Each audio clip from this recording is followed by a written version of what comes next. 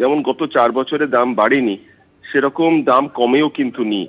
আমরা যদি একটু তথ্য দেখি, গত ধরুন 2025-এর ফেব্রুয়ারি থেকে এবছরের ফেব্রুয়ারি পর্যন্ত দাম কিন্তু $64 প্রতি ব্যারেল থেকে $71 প্রতি ব্যারেলের মধ্যে ওঠানামা করেছে, যেটা বিশ্ববাজারের নিরিখে কিন্তু কম দাম বলে বিবেচিত হবে। তখনও কিন্তু এখানে 1 টাকাও তেলের দাম কমেনি। ফলে কোম্পানিগুলো যে প্রফিট করে সেটার সঙ্গে সামঞ্জস্য রেখে একটু লসও করতে বাধ্য হবে কোনো খারাপ সময়তে। এটা যদি ব্যবসার গতি প্রবৃত্তি না হয় এবং প্রত্যেকবার সরকার যদি এদের বেল আউট করে দাম বাড়িয়ে দিয়ে, তাহলে সাধারণ মানুষকে তার মূল্য চোকাতে হবে। এরপর পরিবহনের খরচ বাড়বে, বাস ভাড়া, অটো ভাড়া ইত্যাদি সবকিছুই বাড়তে পারে।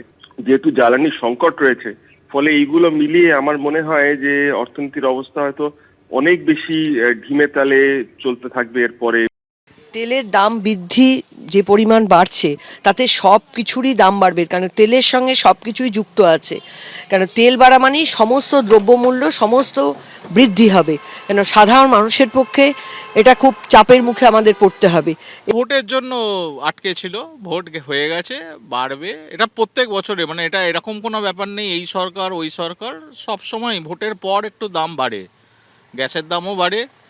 এটা তো অনেক আগে থেকেই তো বলছে বাড়বে বাড়বে, সবাই তো মোটামুটি একটুখানি আঁচ পেয়েই ছিল যে বাড়বে।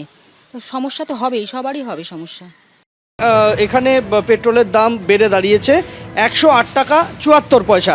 এই দামটা ছিল 103 টাকা 105 টাকা 45 পয়সা দাম ছিল। সেই 105 টাকা 45 পয়সাটা বেড়ে হলো 108 টাকা 74 পয়সা। আর অন্যদিকে আমরা যদি ডিজেলের দিকে তাকাই, ডিজেলের দাম ইন্ডিয়ান অয়েলের পেট্রোল পাম্পে কলকাতার বুকে দিতে হবে 95 টাকা 13 পয়সা করে। এটাও কিন্তু 92 টাকার ঘরে ছিল, যেটা 3 টাকার বেশি বেড়েছে।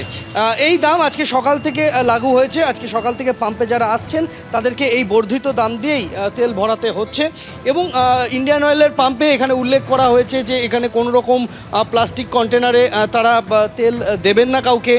এবং ডিজেলের ট্রানজাকশান, এটা একটা ট্রানজাকশানে 200 লিটারের বেশি দেওয়া হবে না, এরকম বিভিন্ন নিয়ম তারা আরোপ করেছেন। এবং আমরা যদি একটু কয়েক মাসের ট্র্যাক রেকর্ড দেখি, তাহলে পেট্রোল ডিজেলের দাম বাড়ার আশঙ্কাটা কিন্তু আগে থেকে ছিল।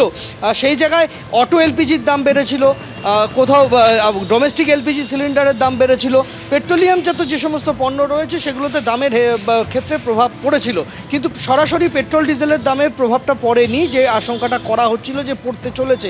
এবং সেটাই হলো আজকে সকাল থেকে। যারা আজকে সকাল থেকে তেল ভরাতে আসছেন পাম্পে, তাদেরকে বর্ধিত দাম দিয়েই তেল ভরাতে হচ্ছে। যুদ্ধ চলছে বা যে কারণে দাম বাড়ছে এটা আমাদের হাতে নেই, সেটা আমাদের ভবিষ্যতের কথা ভেবে প্রস্তুতি নিতে হবে। সেটা মাননীয় প্রধানমন্ত্রী ঘোষণা করেছেন আগেই। বিশ্বজুড়ে যে সংকট চলছে তার থেকে আমরা আলাদা থাকতে পারি না।